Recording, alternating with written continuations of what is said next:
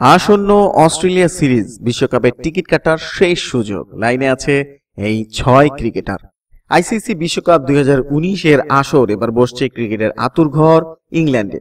ক্রিকেটের সবচেয়ে বড় প্রতিযোগিতা শুরু হওয়ার ঠিক 3.5 মাস বাকি। এই অবস্থায় ভারতীয় দলের বিশ্বকাপ স্কোয়াডের মূল অংশটা মোটামুটি তৈরি, কিন্তু 15 জনের দলের বাকি সদস্যদের বাছাই এখনো চূড়ান্ত করা যায়নি। গত বেশ কয়েকটি সিরিজ ধরেই পরীক্ষা নিরীক্ষা চলছে। বিশ্বকাপের মতো প্রতিযোগিতায় মূল দলের পাশাপাশি প্রায় সমমানের বিকল্প খেলোয়াড়দেরও দরকার হয়। ভারত কিন্তু বেশ কিছু প্রধান জায়গার বিকল্প এখনো স্থির করে উঠতে পারেননি।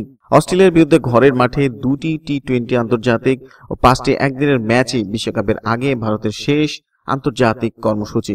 কাজে আসন্ন সিরিজে এই ফাঁকা জায়গাগুলি ভরাট করার নাম চূড়ান্ত করতে চাইছে মেন ইন ব্লুজরা। প্রথমেই রয়েছেন KL রাহুল। দারুণভাবে আন্তর্জাতিক ক্যারিয়ার শুরু করার পর 2018 সালে ক্রিকেটের 3 সংস্করণে চূড়ান্ত ব্যর্থ হন তিনি। শুধু খারাপ ফর্ম নয়, এর সঙ্গে মাঠের বাইরের বিতর্কেও জড়িয়ে দল থেকে ছিটকে গিয়েছেন তিনি। লিস্ট এ ক্রিকেট খেলে আপাতত ফর্মে ফেরার চেষ্টা করছেন।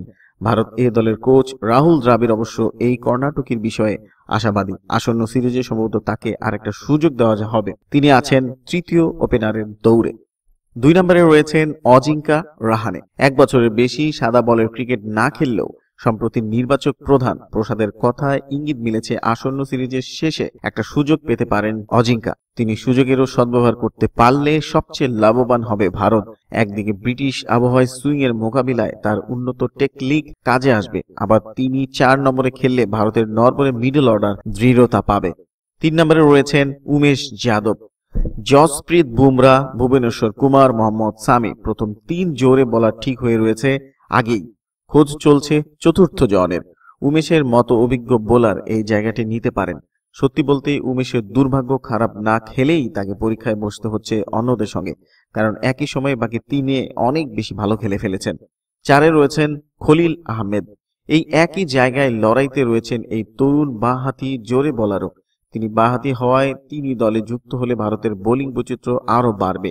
সেই জন্য টিম ম্যানেজমেন্টও তাকে নিয়ে আগ্রহী। তিনি উন্নতি করার লক্ষণ দেখালেও সমস্যা হলো এখনো ধারাবাহিক হয়ে উঠতে পারেননি।